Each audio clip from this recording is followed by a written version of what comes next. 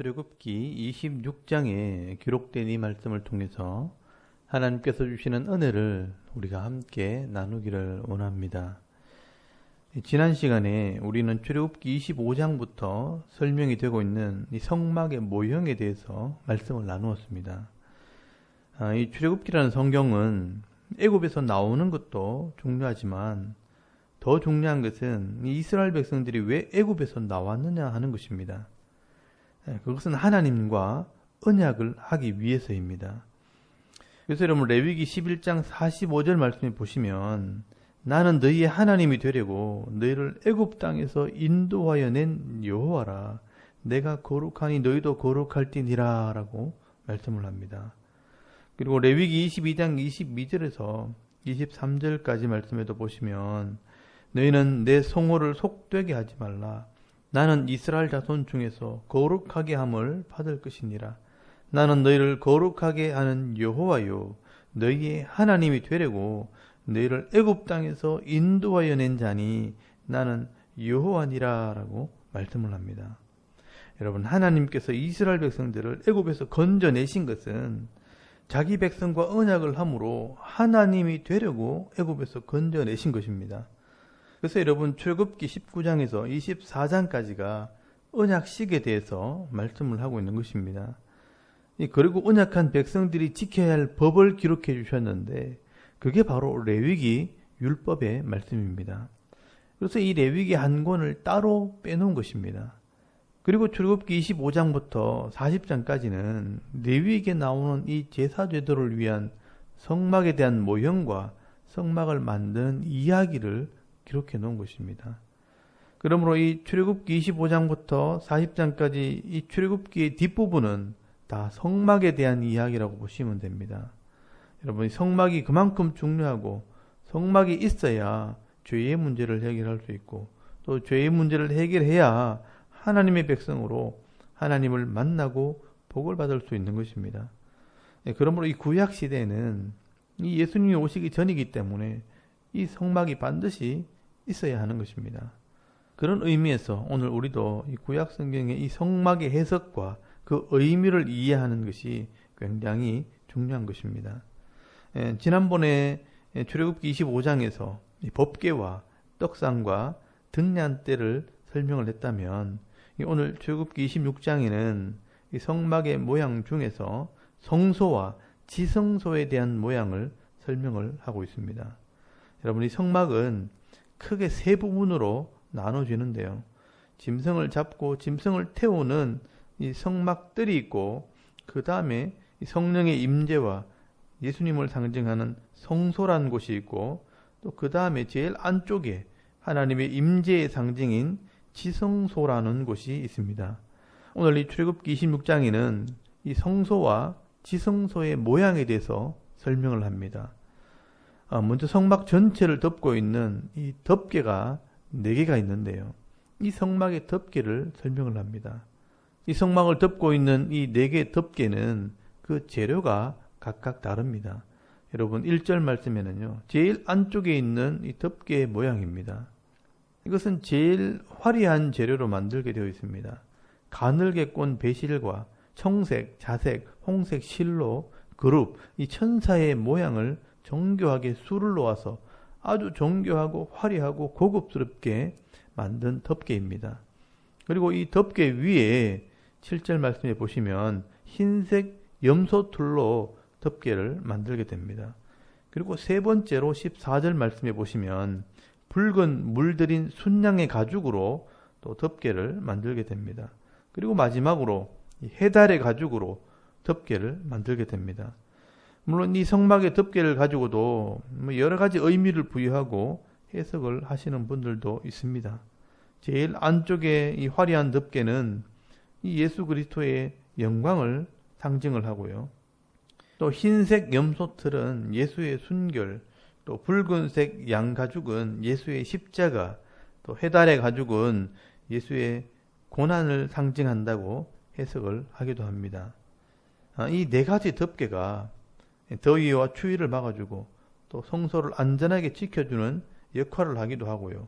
동시에 이 예수 그리스도의 은혜와 사랑이 우리를 덮음으로 우리가 이 세상 속에서 안전하게 거할 수 있다는 이 영적인 의미도 있는 것입니다. 그리고 이 성소 안에는요, 이 성소와 지성소 두 부분으로 나눠지는데요. 여러분 33절 말씀에 보시면 그 휘장을 갈고리 아래에 늘어뜨린 후에 증거궤를 그 휘장 안에 들여 놓으라. 그 휘장이 너희를 위하여 성소와 지성소를 구분하리라 라고 말씀을 합니다. 여러분 이 성소 안에 홍색, 자색, 청색 실과 가늘게 꼰 배실로 이 천사의 모양을 수를 놓은 휘장을 만들어서 문을 만들게 됩니다. 여러분 이 휘장이 성소와 지성소를 구분하게 됩니다. 이 휘장은 하나님과 죄인이 나누어지는 그런 구별을 의미하는 것입니다. 그래서 이 휘장으로 지성소와 성소가 나눠지고 또 성소와 성막들이 나눠지게 되는 것입니다. 그래서 하나님을 만나기 위해서는 이 죄값을 지불하고 그 피를 가지고 휘장을 지나올 수 있는 것입니다. 그래서 이 지성소는 아무 때나 들어갈 수 없고요. 대제사장이 1년에 한 번 대속죄일 날 7월 10일에 죄를 속하기 위해서 한 번 들어갈 수 있는 곳입니다. 여러분 이런 성막의 모양 자체가 의미하는 것이 결국 죄인들이 거룩한 하나님을 만나기 위해서는 죄의 문제를 해결해야 한다는 것을 말씀을 하고 있는 것입니다. 여러분 이 죄가 하나님과 우리를 갈라놓은 것입니다. 그래서 이 번제단에서 내 죄를 위해 짐승이 죽어야 하고요. 또 떡상과 등잔대와 향단을 지나 다른 말로 하면 말씀과 성령의 은혜와 기도를 통해 제일 안쪽에 있는 이 지성소에서 하나님을 만날 수 있게 되는 것입니다. 그래서 여러분 이 법궤를 덮고 있는 이 속죄소 위에는 죄의 값을 상징하는 이 피를 뿌려서 죄를 속해야지만 하나님을 만날 수 있는 것입니다. 여러분 구약에는요 이렇게 제사 제도를 통해 하나님을 만났다면 신약에 와서는 예수님께서 우리 죄를 위해 십자가에 죽으시고 우리의 피값을 가지고 진짜 하늘 성소에 들어가셨기 때문에 우리의 모든 죄를 사하고 우리가 하나님께 나갈 수 있는 그런 길을 열어놓으신 것입니다. 그래서 여러분 복음서에 보시면 예수님께서 십자가에 죽으시고 내가 다 이루었다고 말씀하실 때 이 성소에 있는 휘장이 위에서부터 아래로 찢어지게 된 것입니다. 사실 이 청색, 자색, 홍색 실과 가늘게 꼰 배실로 짠 이 성소의 휘장은 양쪽에 말을 묶어놓고 잡아당겨도 찢어지지 않는 그런 휘장이라고 합니다. 그런데 그 휘장이 위에서부터 찢어졌다는 것은 하나님의 능력이 그 길을 열어놓았다는 것을 의미하는 것입니다. 여러분 마태복음 27장 50절에서 51절까지 말씀해 보시면 예수께서 다시 크게 소리 지르시고 영원히 떠나시니라. 이에 성소 휘장이 위로부터 아래까지 찢어져 둘이 되고 땅이 진동하며 바위가 터지고 라고 기록을 하고 있습니다. 그리고 여러분 마가복음 15장 37절에서 38절까지 말씀에도 보시면 예수께서 큰 소리로 지르시고 숨지시니라. 이에 성소 휘장이 위로부터 아래까지 찢어져 둘이 되니라 라고 말씀을 하고 있습니다. 여러분 이 성소의 휘장이 위에서부터 아래까지 찢어져서 둘이 되었다는 것은 하나님께서 이 지성소로 들어가는 길을 열어놓았다는 것을 말씀을 하는 것입니다. 그래서 여러분 히브리서 기자는 히브리서 10장 19절에서 22절까지 말씀해 보시면 이 예수의 피가 우리의 죄를 사함으로 모든 사람이 하나님 앞에 나갈 수 있게 되었다라고 해석을 합니다. 여러분 히브리서 10장 19절에서 22절까지 말씀을 한번 찾아보시기 바랍니다.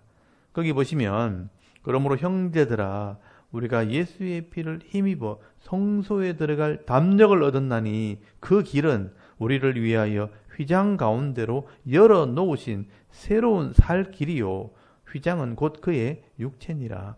또 하나님의 집 다스리는 큰 제사장이 계심에 우리가 마음의 뿌림을 받아 악한 양심으로부터 벗어나고 몸은 맑은 물로 씻음을 받았으니 참 마음과 온전한 믿음으로 하나님께 나아가자라고 말씀을 합니다.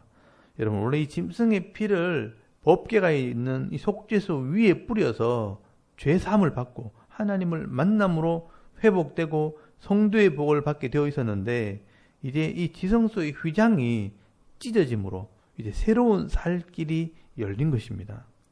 그래서 성령을 통해서 내 마음에 언약의 말씀이 있고요. 또 그 마음에 피를 뿌림으로 우리의 악한 양심에서 벗어나 참 마음과 온전한 믿음으로 하나님께 나가게 되었다는 것입니다.